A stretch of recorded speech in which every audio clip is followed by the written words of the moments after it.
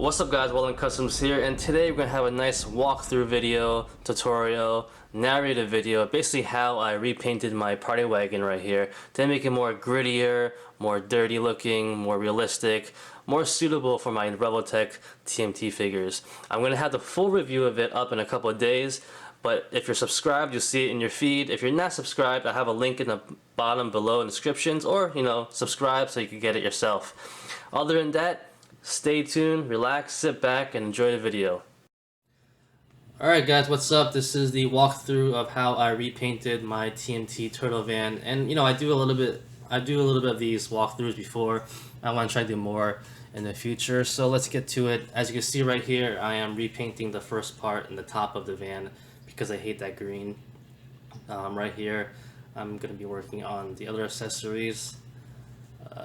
When you paint, especially when you repaint stuff with spray paint, you always want to do multiple coats, light coats at first, and gradually cover up the object, because the lighter the coat is, the faster it will bond and dry, and then so on.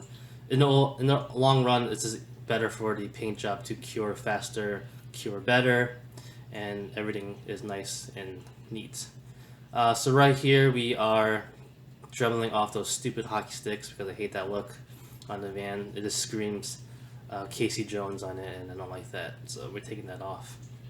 And always make sure you're doing stuff like this. Be careful, of course.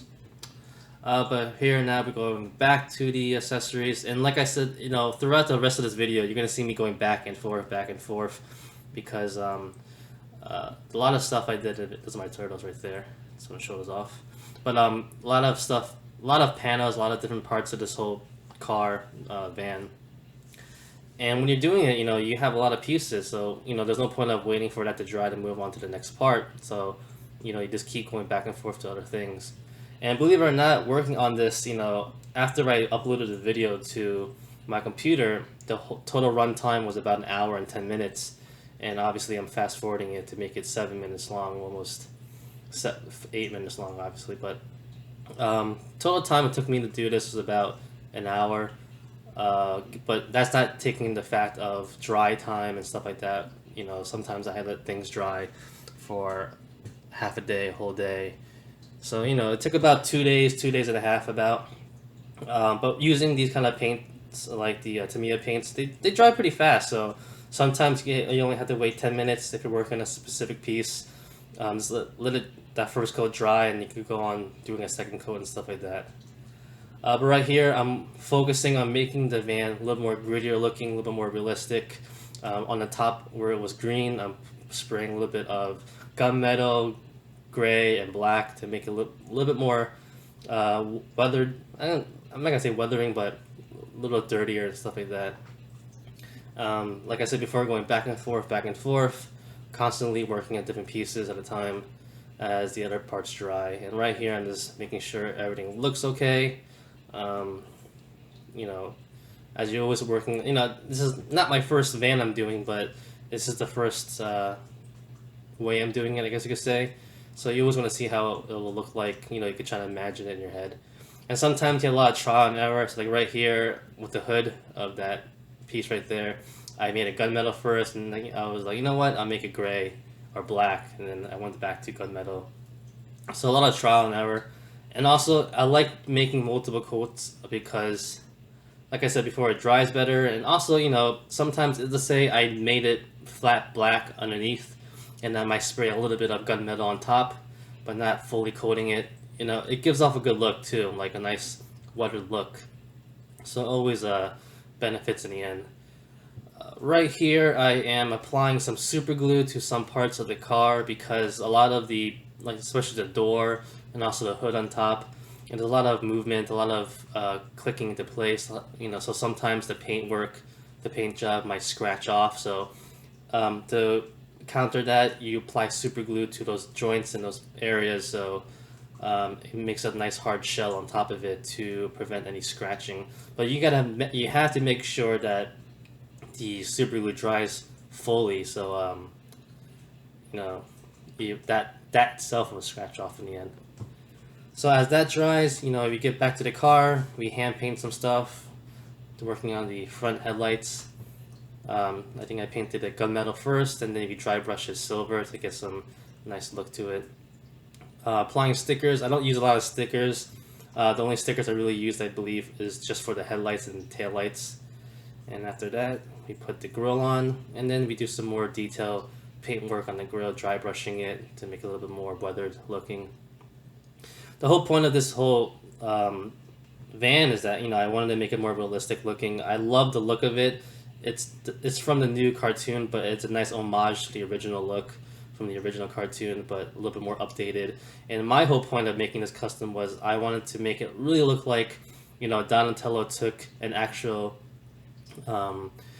Volkswagen van like he did in the cartoon, and, you know, souped it up, armored it up.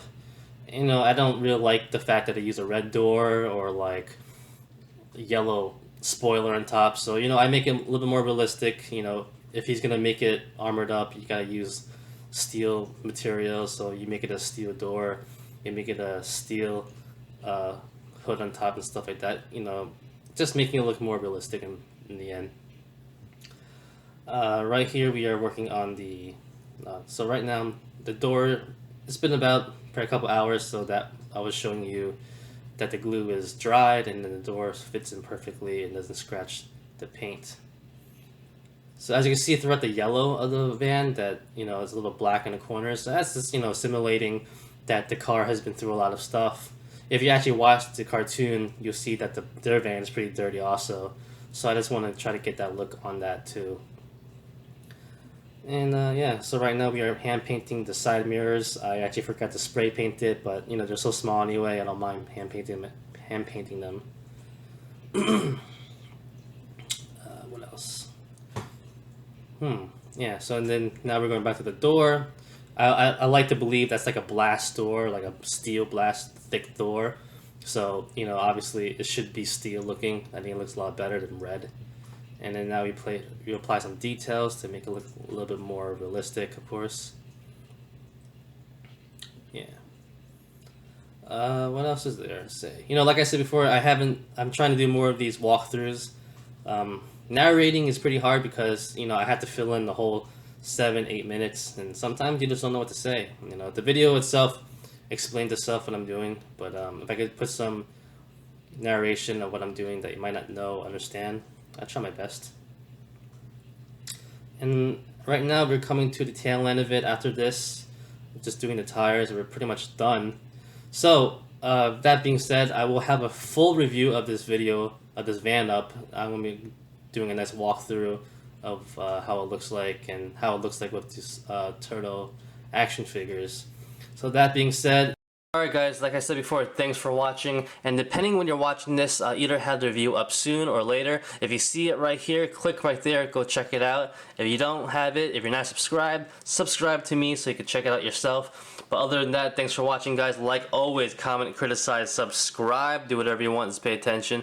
Follow me on Facebook, Twitter, and Instagram, and go to wildlandcustoms.com. If you liked the video, give it a thumbs up.